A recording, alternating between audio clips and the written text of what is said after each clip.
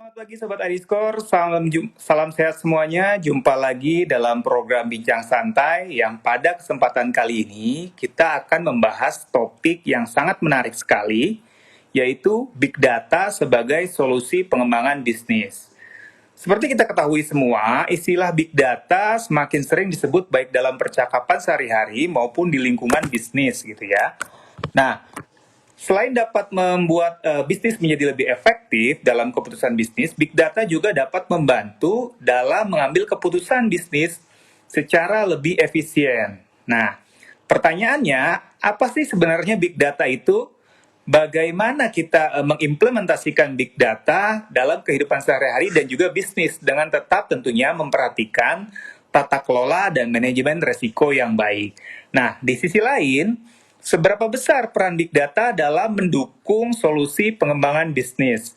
Nah, pada bincang santai kali ini, kita telah kedatangan dua narasumber yang sangat spesial, yaitu Bapak Muhammad Bukhlis yang merupakan Direktur dari Pevindo Biro Kredit, dan Pak Aun Abdul Wadud, yaitu Group Head Solution Architect PT Excel Axiata, TBK. Nah, nanti kita akan berbincang lebih jauh tentang topik kita pada hari ini, yaitu Big Data Solusi Pengembangan Bisnis. Nah, jadi buat Sobat ID Score yang mau bertanya terkait topik kita pada pagi hari ini, jangan lupa untuk share di kolom komen pertanyaan-pertanyaannya dan nanti kita bisa diskusikan bareng Pak Mukhlis dan Pak Aun. Oke, selamat pagi Pak Mukhlis, Pak Aun. Selamat pagi, Pak. Mas. Apa kabar nih Pak Mukhlis, Pak Aun? Sehat Pak? Alhamdulillah sehat. Semangat. Oke, Pak Mukhlis, Pak Aun, topik kita pada pagi hari ini sangat menarik sekali nih Pak, yaitu tentang Big Data sebagai solusi pengembangan bisnis. Nah, mungkin nanti dari sisi Pak Mukhlis dan dari sisi Pak Aun bisa kasih view-nya atau insight-nya buat para pendengar kita atau Sobat ID Score dan Sobat XL di sana. Kira-kira seperti apa sih Big Data ini dan apa manfaatnya buat pengembangan bisnis gitu ya. Mungkin pertanyaan pertama saya coba ke Pak Aun dulu nih Pak. Kita kan sering mendengar istilah Big Data nih Pak. Sebenarnya apa sih Pak yang dimaksud dengan Big Data itu sendiri Pak? Ya, terima kasih Mas. Jadi saya coba untuk menjawab. Jadi sebenarnya kalau kenapa sih kok dibilang Big Data gitu ya. Padahal mungkin dulu-dulunya kita sudah mendengar tuh apa kata data gitu kan. Itu sesuatu yang memang kita sudah sering mendengar. Nah, kenapa kok dibilang Big Data gitu? Ya mungkin gampangannya itu dari sisi volume mungkin ya, dari sisi seberapa besar datanya itulah. Terus akhirnya kenapa kok dibilang Big Data? Jadi, nah susunan dari Big Data itu sendiri mungkin dulu kita mengenal yang dibilang mungkin struktur data gitu ya. Tapi lama-kelamaan dengan perkembangan zaman yang begitu pesat, perkembangan application, kayak misal ada ya sebut aja Facebook, sosial media gitu ya, itu dengan data yang struktur aja nggak cukup. Akhirnya ada yang disebut dengan data unstructured gitu. Jadi akhirnya dengan kumpulan data yang sebesar itu, ya udah kita gampangannya disebut dengan big data gitu. Kira-kira gampangnya seperti itu, Mas. Ya. Iya, jadi kumpulan data yang besar gitu ya. Kumpulan data yang besar. Ya, itu yang disebut dengan big data gitu ya. Betul. Oke. Saya mau ke Pak Mukhlis dulu nih Pak. Oke, big data ini kan sekarang ini semakin digunakan lah untuk kepentingan bisnis nih Pak Mukhlis ya. Nah, bagaimana sebenarnya menjaga tata kelola dan juga memiliki peran yang tata kelola ini sebagai memiliki peran yang penting nih dalam pengelolaan big data itu sendiri, Pak Mukhlis? Pak. Jadi kalau kita lihat histori dari perkembangan data saat ini dan dulu mungkin tadi dijelaskan oleh Pak Aun bahwa data kesini tuh semakin besar gitu ya, baik yang structure, unstructured tuh. Nah sekarang bagaimana nih perusahaan gitu ya bisa mengoptimalkan gitu ya data-data yang begitu besar sehingga data ini bisa bermanfaat ke publik ataupun ke membernya atau ke usernya dan lain-lain.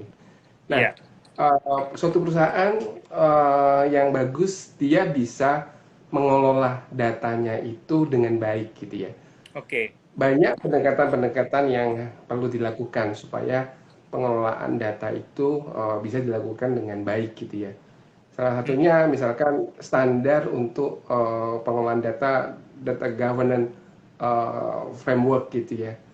Iya. Gimanakah kalau misalkan satu perusahaan bisa mengkolek gitu ya data Mm-mm. dari sumber datanya gitu ya, yang kemudian Mm-mm. dia harus olah sehingga datanya itu nantinya bisa bermanfaat pada membernya gitu ya. Misalkan nih Oke. kalau kita bicara soal commerce gitu ya, Mm-mm. Mm-mm. para pengguna commerce pasti kan akan bingung, misalkan commerce mengenai food gitu ya. Dia akan Mm-mm. dapat informasi yang begitu banyak produk-produk mengenai food gitu ya. Nah, Iya. sekarang bagaimana satu si perusahaan commerce itu bisa mengelola sehingga informasinya bahwa oh ya ada misalkan ribuan atau puluhan ribu food yang dengan klasifikasi dan lain-lain sehingga Ya. para member gitu ya pengguna dari commerce tersebut bisa tahu oh iya saya mau makanan misalkan nasi uduk kayak gitu ya. Mm-mm. Tapi Mm-mm. yang lain mungkin saya Iya. mau yang steak gitu, ya, mau pizza dan Mm-mm. lain. Nah, itu tugas dari provider gitu ya untuk commerce dan Iya.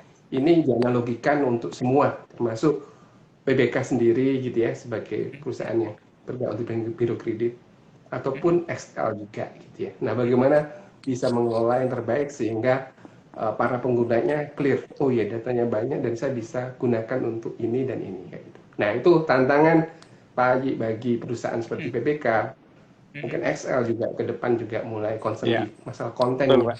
Bagaimana Iya. mengolah Oke. data begitu besar itu dengan baik. Saya kira itu Pak Ahi.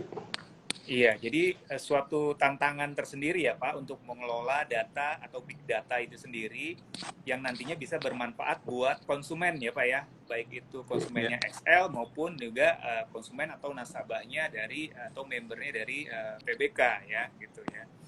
Oke, tadi kita sudah bahas ya mengenai tata kelola. Nah, kalau dari segi manfaat nih Pak Aun, apa sebenarnya Ya, peran dan manfaat big data itu sendiri nih di era digital seperti sekarang ini? baik, Mas Hayi. Sudah Mm-mm. pasti ya, jadi dengan adanya insight, jadi dari data itu kan biasa diturunkan lagi ya.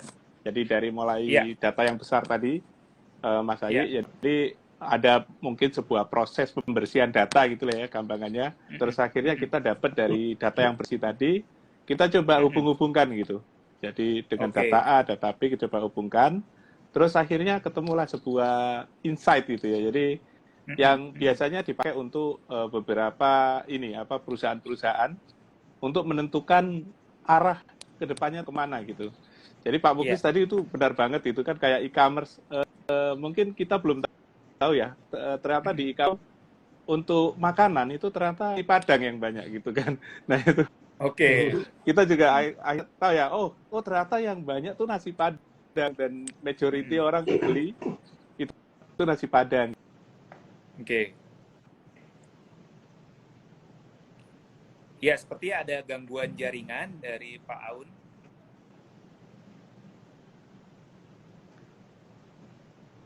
Suaranya tidak terdengar, Pak Aun.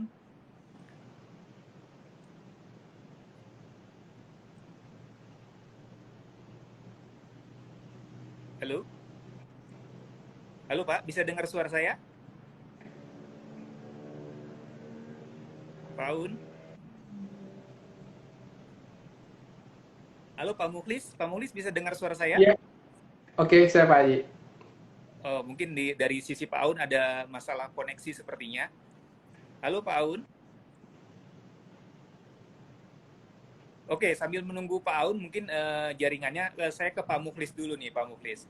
Ya, lalu bagaimana nih peran dari IT nih Pak dalam mengelola resiko, dalam mengelola big data itu sendiri nih Pak? Jadi pengelolaan resiko dari penggunaan big data itu sendiri seperti apa nih secara IT-nya Pak Muklis? Iya, kalau kita lihat perkembangan IT dari beberapa dekade sebelumnya gitu ya Pak Mm-mm. Ayi, bahwa Iya, proses bisnis perusahaan-perusahaan tuh makin ke sini dia sangat tergantung banget gitu ya untuk proses iya, bisnisnya itu terotomasi baik itu dari sisi aplikasi maupun dengan infrastrukturnya gitu ya. Nah, iya, jadi kalau kita tadi konteksnya bahwa sekarang saatnya nih zamannya digital bisnis gitu ya dan pentingnya kita bisa mengelola data yang besar gitu ya dengan big data dan lain-lain. Maka otomatis itu Pak Haji ya, dulu mungkin kita butuh server atau penyimpanan yang nggak besar gitu ya.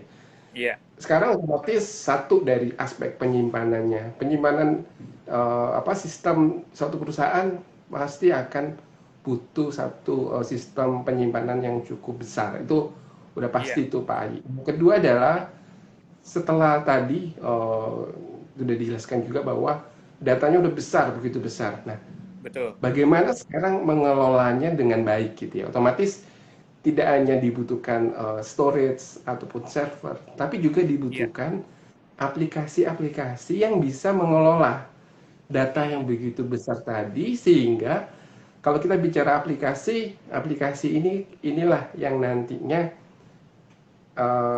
sebagai satu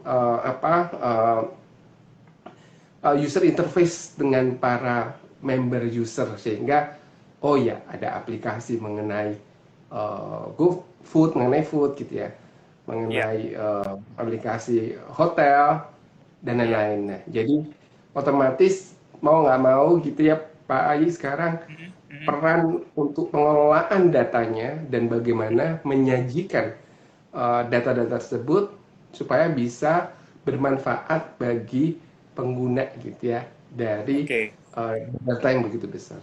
Seperti itu Pak Haji. Iya, jadi memang peran dari IT ini juga sangat penting gitu ya Pak Mukhlis ya, terkait penggunaan big data itu sendiri ya, karena memang nanti penyimpanan dan juga mungkin implementasinya dan juga mungkin pemanfaatannya dari big data itu sendiri nanti akan sangat bermanfaat buat pengembangan bisnis perusahaan, begitu ya Pak Mukhlis ya. Yeah. Oke Pak Aun, sudah bisa dengar suara saya Pak? Halo Pak Aun. Halo Pak. Ya sepertinya ada permasalahan koneksi mungkin ini di Pak Aun ya. Oke Pak Mukhlis, kita sambil menunggu Pak Aun, mungkin kita sambil diskusi dulu atau ngobrol dulu ya untuk next-nya. Nah, lalu itu kan tadi peran dari IT-nya itu sendiri ya Pak Mukhlis. Nah, kalau untuk standarisasinya, apa yang dibutuhkan nih Pak dalam melakukan tata kelola yang baik atau data governance big data berbasis manajemen resiko itu seperti apa nih? Kalau di Pevindo sendiri bagaimana nih Pak Mukhlis? Oke. Ya, kalau kita bicara bagaimana sih mengelola gitu ya data IT-nya yang terbaik seperti apa? Pada prinsipnya ini juga satu journey juga gitu ya. Kalau kita lihat dulu perusahaan nggak tergantung banget dengan IT-nya, data masih banyak manual proses, maka penerapannya mungkin juga simple. Nerapin good corporate governance, kemudian kebijakan-kebijakan dan prosedur-prosedur yang sifatnya mungkin manual aja deh, udah bisa cukup. Namun dalam perkembangannya sekarang, kalau kita bicara misalkan soal big data bicara mengenai volume, mengenai kecepatan dan lain-lain, maka juga dibutuhkan satu penanganan yang lebih advance gitu ya Pak Haji. Nah, untuk advance itu gimana? Salah satunya adalah banyak standar-standar yang sifatnya sudah internasional, dan alhamdulillah PPK juga udah menerapkan cukup banyak standar dan beberapa disertifikasi oleh pihak luar yang internasional. Ini penting supaya seperti tadi kalau kita bicara pengelolaan datanya, IT-nya itu berjalan dengan baik, sehingga hasilnya itu juga dinikmati oleh para member kita. Maka kita terapkan banyak nih Pak Haji, ada yang kalau bicara kita mengenai bagaimana sih manage risiko di corporate secara terbaik, kita terapkan satu standar misalkan ISO 31000 bicara mengenai enterprise risk management. Kalau kita bicara bagaimana sih mengelola IT yang terbaik, kita gunakan juga IT governance standar yang bisa kita gunakan. Kalau kita bicara mengenai pengelolaan data yang terbaik, bisa bicara dengan mengenai data governance framework kayak gitu. Ataupun kalau yang paling hot sekarang adalah mengenai bagaimana memanage keamanan data secara standar gitu. Itu ada standar ISO 27001. Nah, hal seperti itu mungkin cukup bagus kalau misalkan teman-teman dari perusahaan yang bisnisnya sangat related dengan mengenai IT, data itu mulai diterapkan dengan baik, Pak Ayi. Oke, jadi memang ada standarisasinya ya Pak untuk implementasi dari Big Data itu sendiri ya Pak Muklis ya, yang memang harus dijaga tata kelolanya gitu ya Pak, supaya Ya, istilahnya data governance-nya ini bisa berjalan dengan baik begitu ya Pak Muklis ya. ya benar Pak Ayi. Halo Pak Aun, sudah bisa dengar suara saya Pak? Halo? Oh tampaknya masih... Halo Pak Aun?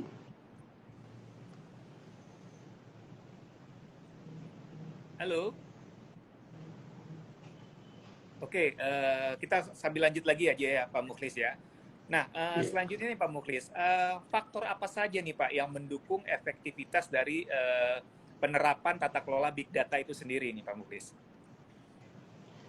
Oke, kalau kita bicara tata kelola secara umumnya dulu bahwa tata kelola akan berjalan dengan baik, ada beberapa hal yang harus diperhatikan. Pertama adalah people-nya, gitu ya. People, Iya, orang-orang yang menjalankan pengelolaan terhadap pengelolaan data atau big datanya. Itu menjadi satu yang penting. Bagaimana orang tersebut punya skill, gitu ya, iya, iya, punya pemahaman dan lain-lain. Kemudian otomatis ada satu sistem yang sangat mendukung dalam pengelolaan. Otomatis iya. kalau kita bicara data yang kecil gitu ya, mungkin uh, baru pada kode tahun lalu gitu ya, kita bicara cuma Iya, database yang dengan size kecil. Dengan sekarang otomatis kita butuh satu tool sistem yang kuat untuk mengelola data gitu ya. Nah, oke. jadi selain people, sistem juga mereka harus bangun, dan satu lagi adalah bagaimana standar gitu untuk prosesnya. Bagaimana prosesnya?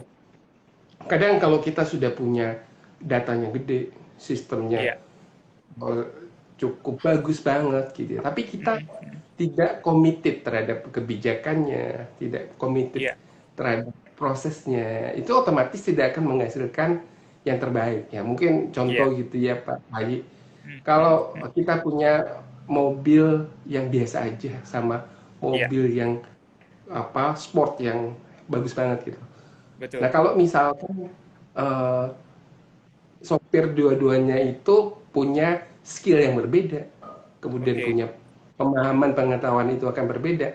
Jangan-jangan mobil yang biasa ini bisa lebih hebat dibanding mobil sport sendiri. Nah, iya. kira-kira kayak gitu Pak Ayi, kalau kita bicara tata kelola terbaik sehingga mengelola dengan baik dan hasilnya yang optimal. Oke, jadi kita harus committed ya Pak untuk tata kelolanya sehingga hasilnya juga optimal gitu ya.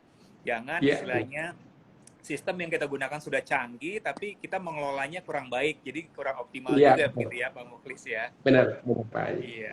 Halo Pak Aun, Pak Aun, bisa dengar suara saya Pak? Halo, Pak Aun, Halo, halo. halo ya, Ya bisa Pak, dengar halo. suara saya Pak Aun? Iya. Kedengeran Pak? Oke, baik Pak Aun. Halo, Oke, halo. tadi kita sudah ngobrol juga dengan Pak Mukhlis. Mungkin saya sekarang Bisa, mau bisa. bertanya ke, ya, Ini gangguan jaringan nih tadi. iya, nggak apa-apa Pak Aun. Iya, memang terkadang memang masalah jaringan ini kita tidak bisa antisipasi ya Pak Aun ya, nggak Ya, masalah. ya. Mungkin tadi bisa dilanjutkan dulu tadi Pak Aun, peran dan manfaat Big Data sendiri ya dalam era digital ini seperti apa nih Pak Aun?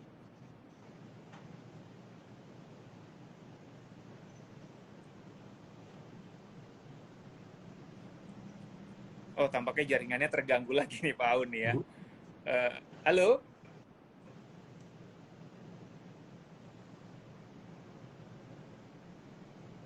Halo Pak Aun?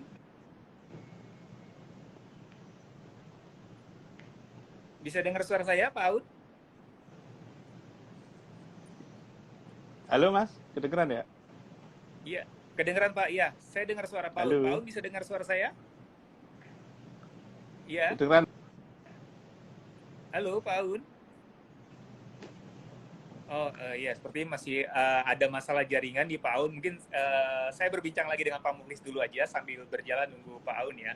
Nah, kalau di Pevindo Biro Kredit sendiri, Pak Mukhlis, sejauh mana nih menjalankan tata kelola mengingat besarnya data yang dikelola ya sama Pevindo Biro Kredit nih Pak untuk mengelola data kredit ya dan juga data non kredit mungkin ya.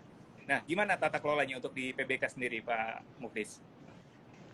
Iya, Pak Ayi, kalau kita lihat perkembangannya PBK atau ID Score gitu ya, Ya.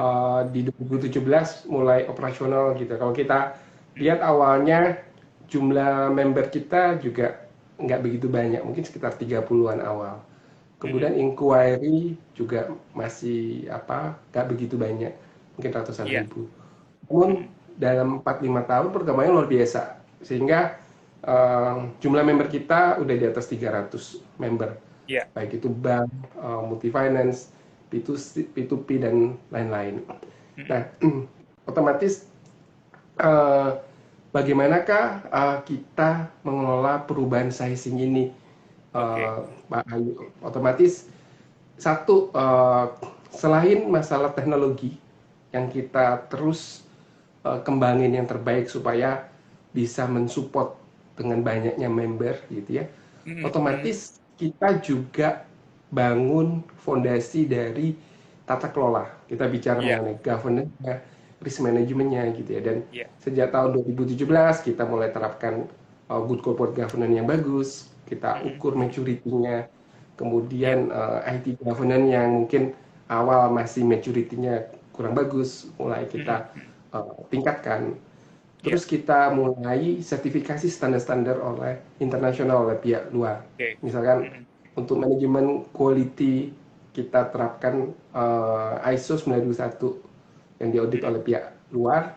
Kemudian ISO 27001 keamanan informasi itu juga diaudit oleh pihak luar. Nah, Iya. kemudian khusus untuk data governance itu juga kita mulai kita terapkan gitu. Karena tadi bicara konteks ke data yang begitu besar, konsep big datanya.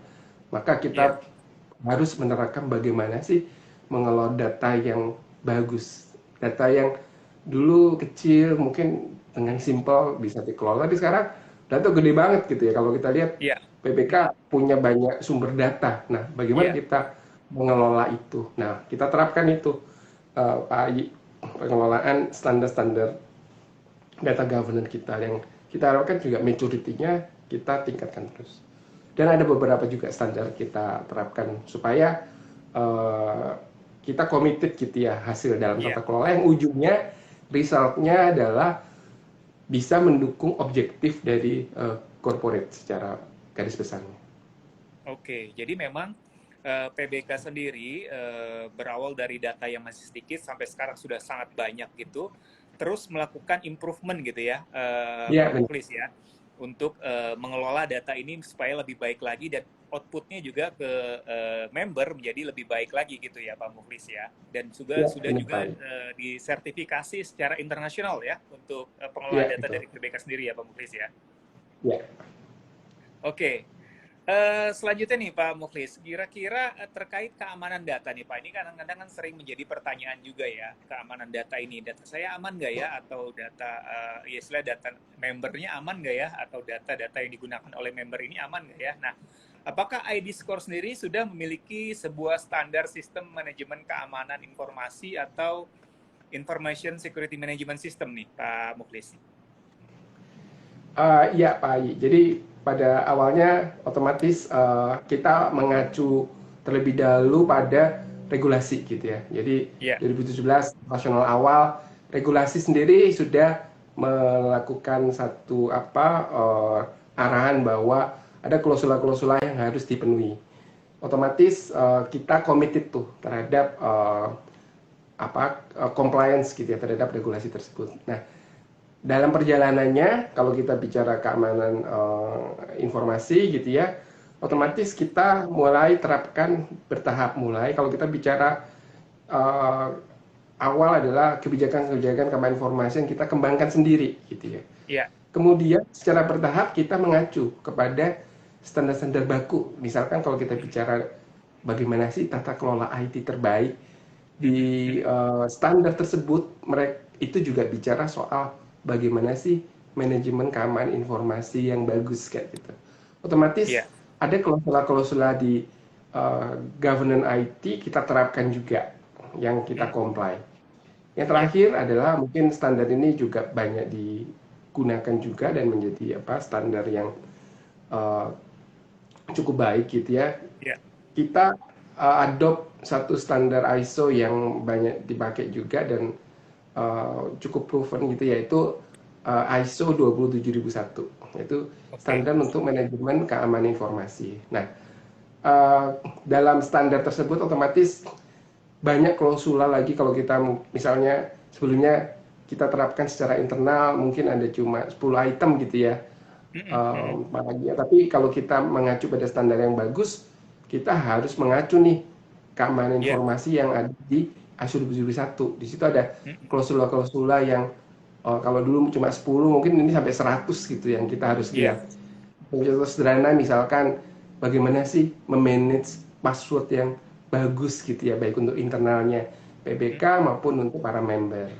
Kemudian bagaimana sih memanage akses gitu ya, akses terbaik bagi user member ke kita seperti apa. Nah, itu semua diatur di standar keamanan informasi ISO 27001. Nah, dengan standar seperti itu, otomatis kita berharap kita improve terus dan ada satu mekanisme untuk diaudit oleh pihak luar Pak AI, sehingga setiap tahun kalau ada kelemahan-kelemahan akan dilihat oleh auditor kita bahwa ada yang kurang, ini harus diperbaiki dan lain-lain. Dan otomatis kita tetap harus perbaikin terus tuh Pak, supaya kalau bicara secara umum maturity dalam tata kelola, dalam security dan lain-lain itu bisa yang terbaik lah Pak. Saya kira itu Pak. Oke Pak Muklis. Pak Aun, bisa dengar suara halo, saya halo. Pak Aun? sorry nih. Saya coba ganti device tadi. Oke, nggak apa-apa Pak Aun. Sudah bisa dengar ya suara saya Pak? Bisa nih. Lumayan bagus. Tadi kita juga sudah ngobrol sama Pak Muklis terkait tata kelola dan manajemen resikonya. Mungkin saya mau ke Pak Aun dulu nih. Ya, Untuk boleh. tadi mungkin terputus ya Pak ya. Bagaimana putus peran dan manfaat dari big data itu sendiri nih Pak di era digital seperti sekarang ini Pak? Ya, jadi kalau saya lihat ya, kalau perkembangan di dunia perbankan, contohnya gitu kan, itu kalau nggak salah teman-teman di perbankan juga lagi coba untuk open banking, gitu kan. Nah, di situ kita coba mendigitalisasi, mensupport program tersebut dengan cara data-data, misalkan data telco, itu bisa mereka manfaatkan gitu, Mas Ayi. Jadi, kalau kemarin mungkin hanya untuk internal purpose gitu kan, untuk kebutuhan internal, tapi dengan adanya open banking, kita bisa saling berinteraksi, bertukar data, nah di situ bisa dimanfaatkan. Kira-kira untuk itu, salah satu contohnya. Oke, jadi memang manfaatnya untuk dunia bisnis ini sangat besar ya, big data sangat ini besar ya, sekali. Ya. Iya, untuk UMKM juga bisa gitu, untuk penentuan lokasi, misalkan kalau mau buka toko, di mana sih toko yang kira-kira cocok gitu kan, di situ secara peta demografinya, terus kemudian mobility orangnya, nah itu di mana yang paling cocok, kita juga bisa sediakan seperti itu, kira-kira seperti itu Mas Ayi. Oke, baik. Nah, lalu sejauh mana nih Pak pemanfaatan big data sendiri dan data analytics sendiri di lingkungan Excel Axiata sendiri seperti apa nih Pak? Oh ya, di Excel sendiri kita punya data yang cukup besar, Mas Ayi. Jadi kalau ya kita punya mungkin sekitar 60 juta pelanggan ya saat ini, itu kita punya data information sehari itu bisa 14 tera gitu jumlahnya. Nah, dengan begitu banyaknya data, kita coba taruh di satu ekosistem big data. Dari ekosistem big data itu kita bisa manfaatin. Nah, di internal kami so far yang sudah berjalan cukup lama itu kita manfaatkan untuk memprofile gitu. Jadi kalau dulu kita punya produk paket data itu hanya bikin satu dijual untuk semua. Tapi kalau saat ini nggak seperti itu Mas. Jadi setiap orang bisa punya preferensi atau profile masing-masing dari pemanfaatan big data tadi. Jadi bisa jadi ini produk yang benar-benar dia paling cocok lah gitu kira-kira. Itu satu. Terus kita juga sudah mulai untuk eksternal, pemanfaatan eksternal ya, khususnya untuk tadi membantu rekan-rekan di dunia bisnis Ya. dari semua vertikal industri, dari financial service, terus kemudian e-commerce gitu. Jadi kira-kira seperti itu, Mas Ayi. Iya, jadi menarik ya. Sudah bisa istilahnya dipersonalize ya dengan big data ini ya, Personalized. Pak Betul, Aun ya. betul. Iya. Oke. Nah, lalu seberapa jauh Pak pemanfaatan data telco ini sebagai solusi bisnis sih Pak? Tadi Pak Aun kan bilang kan sudah Ya, digunakan untuk eksternal juga ya Pak. Nah, bagaimana betul, nih Pak? betul. Ya, jadi saya sangat setuju dengan Pak Muklis tadi penjelasannya bahwa untuk manfaatnya bisa nggak ya untuk bisnis lain? Oh, bisa gitu. Namun tentunya dengan beberapa batasan-batasan atau proteksi gitu ya, sehingga tidak terjadi yang namanya kebocoran data, khususnya Iya. untuk data personal. Nah, itu penting sekali. Terus dari sisi security tadi mungkin udah dijelaskan Pak Muklis juga. Nah, kita melihat dengan begitu ketatnya informasi yang kita bisa expose, tapi sebenarnya ada titik positifnya, yaitu dengan adanya data telco itu ternyata kita bisa menunjukkan itu tadi Mas, salah satu contoh UMKM misalkan ya. Iya. Oh, dia ingin buka toko, terus mungkin dengan kerjasama dengan beberapa pihak yang sudah punya lokasi, misalkan kayak Pertamina, Shell gitu kan, dia kan punya lokasi pom bensin yang sebenarnya dia bisa sewain tuh. Nah, kita bisa ngasih informasi tambahan tuh, beberapa orang sih sehari lewat mondar-mandir di situ, terus ini mobil atau motor gitu.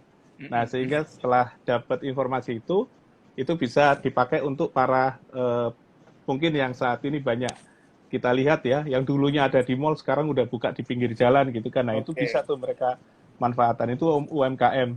Tapi juga untuk bisa misalkan beberapa e-commerce, dia ingin tahu nih sebenarnya di setiap daerah di Indonesia itu ranking penggunaan e-commerce itu yang ranking 1 sampai 10 siapa sih gitu. Iya. Nah, itu dari data telco juga bisa menyediakan informasi itu, Mas Hai. Jadi di Jakarta misalkan kompetisi antara Bukalapak, Tokopedia, terus mungkin di Bandung seperti apa, terus mungkin pembelinya profilnya seperti apa. Nah, itu bisa dimanfaatkan, kira-kira seperti itu. Iya, oke. Jadi memang banyak sekali manfaatnya ya Pak Aun ya. Nah, banyak sekali ya. Lalu bagaimana nih XL memberikan solusi bisnis baik bagi melalui pemanfaatan big data ini atau dengan cara lain nih bagi klien-kliennya atau kerjasama dengan partnernya gitu Pak Aun?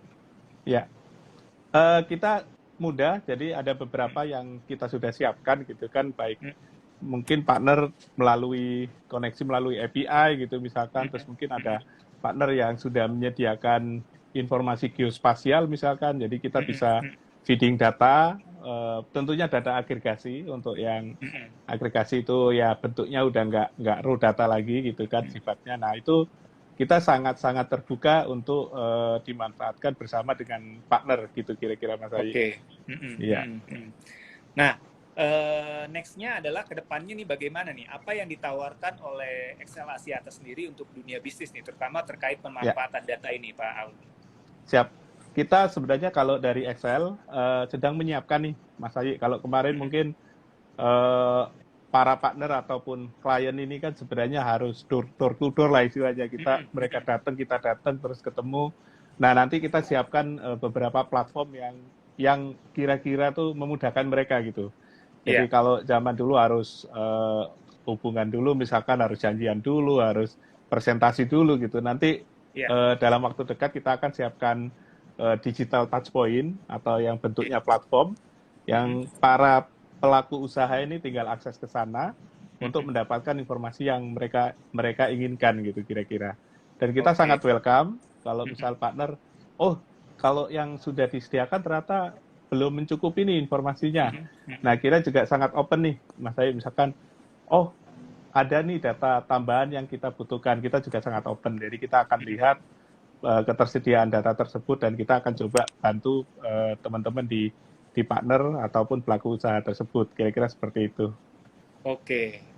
Nah, lalu untuk kolaborasi dengan Pevindo Biro Kredit sendiri seperti apa nih Pak, XL dan PBK ini Pak? Untuk menghasilkan sebuah data telco yang bermanfaat bagi inklusi keuangan itu seperti apa nih Pak? Ya, siap. Nah, ini bagus banget nih kerjasama kita dengan Pevindo khususnya ya. Jadi kalau zaman dulu kan mungkin kita hanya mengandalkan data-data yang ada diperbankan gitu ya. Namun dengan adanya market Indonesia yang begitu luas gitu kan, banyak beberapa tuh diantaranya masih belum punya istilahnya unbank gitu lah ya. Jadi belum punya data kolateral informasi yang didapatkan dari data perbankan.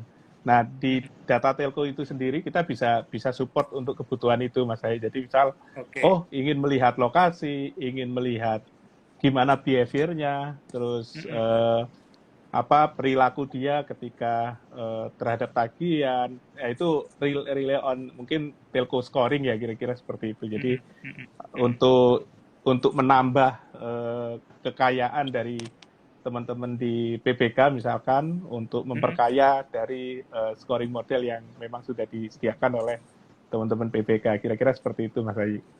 Oke, Pak Aun. Oke, saya ke Pak Mukhlis dulu nih. Pak Mukhlis, tadi kan sudah dijelaskan oleh Pak Aun ya, jadi memang manfaatnya sangat banyak dan kolaborasi antara XL dan Pevindo Biro Kredit sendiri sudah berjalan dan memang menghasilkan suatu produk yang bermanfaat lah buat membernya Pevindo maupun buat konsumen dari XL itu sendiri. Nah, lalu pertanyaannya adalah sepenting apa nih Pak tata kelola wajib diimplementasikan nih Pak dalam perusahaan, khususnya perusahaan yang bergerak dalam bisnis big data ini, Pak Mukhlis? Ya, secara umum tadi saya sudah jelaskan beberapa standar yang secara umum tuh penting harus dilakukan gitu ya untuk setiap perusahaan apapun gitu ya, yang related banget dengan heavy IT maupun dengan pengelolaan data khususnya di big data. Otomatis kalau kita bicara big data, ada satu aspek yaitu mengenai bagaimana pengelolaan data itu dengan baik.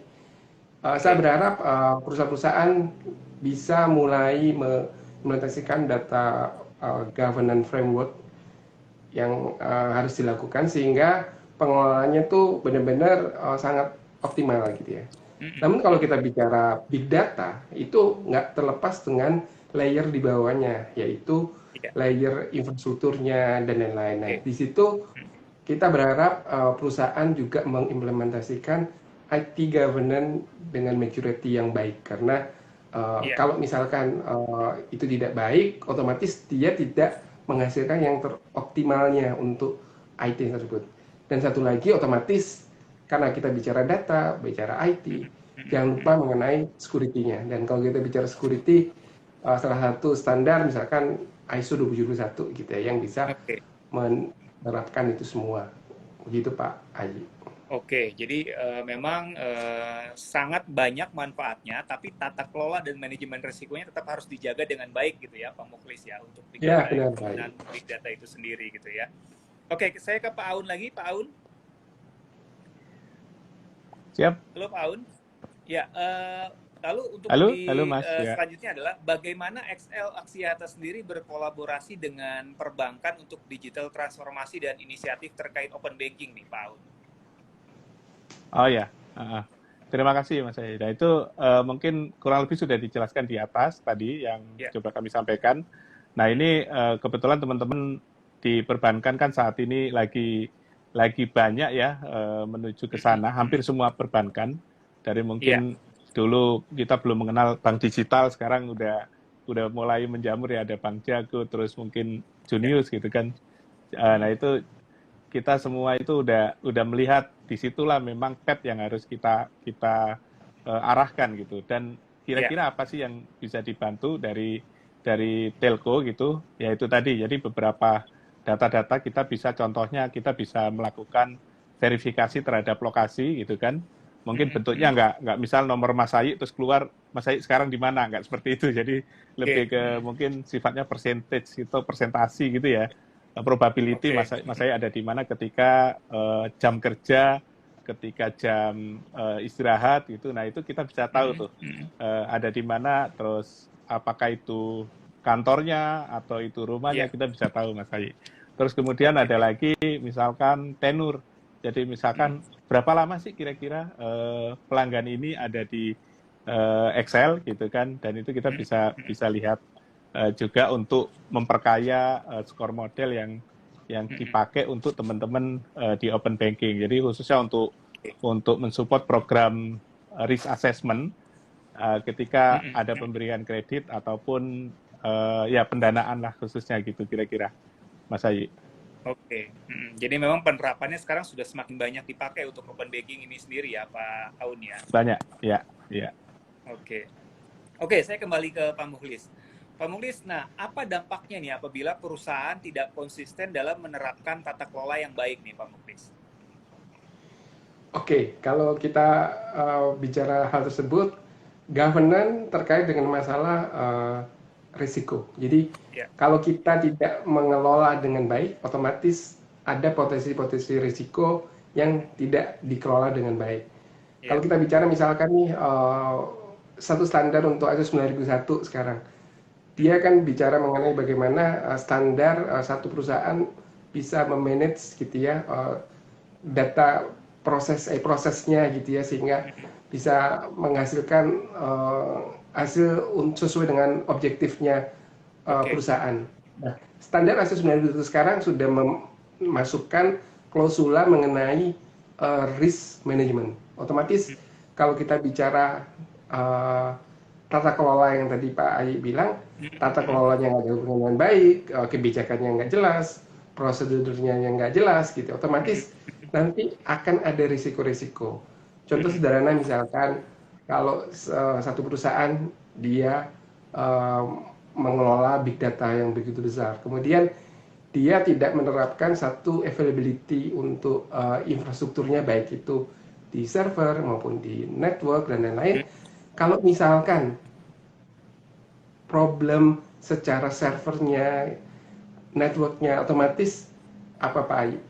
User membernya itu tidak bisa menikmati layanan dari perusahaan tersebut. Jadi kalau tata kelola seperti itu jadi kalau contoh kasus tadi adalah servernya harus ada monitoring yang rutin, sifatnya harian atau real time gitu ya, sehingga kita tahu ada resiko yang tidak bisa dinikmati oleh user. Otomatis kita harus bikin tata kelola yang bagus banget nih soal server monitoring, governance IT khusus untuk monitoring itu harus ditingkatkan. Jadi implikasinya seperti itu Pak, kalau misalkan benar-benar tidak dikelola dengan baik, ujungnya adalah ke user, ke member, ke pelanggan dan lain-lain. Oke, jadi impact-nya ke user atau ke pelanggan atau ke konsumen yang tentunya akan berimpact ke bisnis perusahaan itu sendiri ya, Pak Mukhlis ya. Benar. Begitu. Oke, menarik sekali perbincangan kita pada pagi hari ini ya. Sebelum nanti saya masuk ke conclusion ke masing-masing, saya juga mau ingatkan buat Sobat IDScore dan Sobat XL untuk follow ya akun sosial media dari Pevindo Biro Kredit dan juga XL Axiata ya. Nah, untuk IDScore, Instagramnya bisa di-follow di idscore.id, sementara untuk Facebook ada di Pevindo Kredit Bureau, lalu di Twitter ada idscore_IND. Nah, untuk LinkedIn sendiri ada IDScore Pevindo Biro Kredit. Nah, untuk YouTube kita ada di IDScore Indonesia.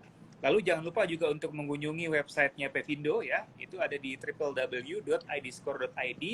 Dan untuk XL Axiata mungkin bisa follow di XL Business Solution ya. Business Solution. Akun Business Solution untuk akun sosial medianya. Jadi kita bisa dapatkan informasi-informasi terkait mungkin tadi big data atau mungkin terkait layanan-layanan dari Pevindo Biro Kredit maupun dari XL Business Solution itu sendiri gitu ya. Oke, terakhir mungkin conclusion atau kesimpulan dari perbincangan kita pada pagi hari ini, saya ingin ke Pak Aun dulu nih Pak. Jadi bagaimana nih Pak big data dalam solusi dalam pengembangan bisnis ini menggunakan big data itu sendiri Pak? Kesimpulannya apa nih Pak? Ya, jadi ya kita beruntung saat ini Mas Ayi di era yang bisa dibilang super canggih ya kan. Jadi kalau zaman dulu kita masih banyak manual proses gitu kan, dan contoh kalau mau melihat sebuah kredit gitu kan biasanya kan membutuhkan waktu 3-4 hari misalkan ya. Namun dengan penyediaan data telco yang memperkaya data yang dimiliki oleh perbankan, mungkin hanya bisa didapatkan hasil itu cuma 5 menit gitu, kira-kira seperti itu. Nah, dengan kecepatan data, terus kemudian kecepatan hasil, terus dengan kekayaan data itu sendiri, akhirnya yang pasti sih kita bisa mensupport bisnis itu semakin cepat lagi gitu. Jadi dan hasil yang mereka dapatkan juga cukup optimal kira-kira dengan pemanfaatan data telco. Kira-kira seperti itu Mas Ayi. Oke, baik Pak Aun. Nah, saya ke Pak Muklis nih Pak, terkait topik kita pada pagi hari ini yaitu Big Data sebagai solusi pengembangan bisnis. Apa nih conclusion dari Pak Muklis terkait perbincangan kita yang menarik pagi ini Pak? Oke, mungkin ini canda dulu. Saya sebenarnya pengguna loyal itu loh Pak Aun, XL sudah lama, 20 XL. tahun. Wah, terima kasih Saya Pak. masuk ada priority ya kalau di XL lah. Saya pakai beberapa. Prioritas. Nah, benar tadi kata Pak Aun juga bahwa sekarang PBK sendiri otomatis tidak hanya menggunakan base pada data kredit saja, dan otomatis terima kasih banyak dengan XL Pak Aun gitu ya, kolaborasi yang bagus gitu ya antara Sama-sama Pak. PBK gitu ya, awalnya dengan base data kredit, sekarang dengan data telco juga, sehingga tadi kalau kita bilang bahwa scoring seseorang itu kalau lihat dari ke PBK aja kita dari data scoring dari data kreditnya, tapi sekarang enggak. Bagaimanakah behavior yang dilakukan dengan data telco, khususnya hari ini adalah XL gitu ya. Jadi ini sesuatu yang bagus gitu. Ini semoga bisa kita kembangkan terus ya Pak Aun dan teman-teman XL, dan akan jadi satu benefit yang cukup bagus ke depannya. Nah, yang kedua adalah mungkin konteks topik hari ini ya Pak Ai, bahwa pada prinsipnya kita sekarang bicara data yang begitu besar gitu ya. Data yang begitu besar sehingga bagaimana kita mengelola data ini dengan baik gitu ya. Kalau kita kelolanya itu tidak dengan baik, dengan standar-standar yang baku gitu ya, saya khawatir bahwa satu, data quality yang dihasilkan itu tidak baik. Kemudian adalah masalah aspek security-nya juga. Bagaimana kalau misalkan security-nya ini tidak di-manage dengan baik. Jadi sekali lagi penting banget kita menerapkan gitu ya standar-standar baku yang sehingga semua pengelolaan big data ini bisa berjalan dengan baik. Saya kira itu Pak Aji. Oke, baik. Terima kasih Pak Muklis, Pak Aun atas waktunya. Perbincangan kita sangat menarik sekali nih. Karena terbatas waktu, kita harus akhiri nih. Sebenarnya mungkin masih banyak pertanyaan yang ingin saya tanyakan gitu ya. Tapi nanti mungkin di lain kesempatan kita bisa berbincang lagi tentunya dengan Pak Aun, Pak Muklis. Mungkin dengan topik yang berbeda dan yang nggak kalah menarik lagi ya. Oke, Sobat Adiscore, terima kasih sudah menyaksikan program Bincang Santai Adiscore pada pagi hari ini. Saksikan terus Bincang Santai Adiscore dengan topik-topik atau tema-tema yang lebih menarik lagi dan juga tentunya dengan narasumber yang tidak kalah menarik ya ke depannya. Oke, sekali lagi terima kasih Pak Muklis, terima kasih Pak Aun, semoga sehat selalu. Terima kasih Mas Aid, terima kasih. Dan semoga kolaborasi antara Pevindo Biro Kredit dan XL Aksiata sendiri semakin bagus ke depannya ya. Amin, amin. Oke, sampai jumpa lagi semuanya, Sobat Adiscore juga, sampai jumpa lagi. Terima kasih Pak, selamat pagi, Assalamualaikum warahmatullahi wabarakatuh. Waalaikumsalam warahmatullahi wabarakatuh. Terima kasih Pak Aun. Terima kasih Pak Muklis.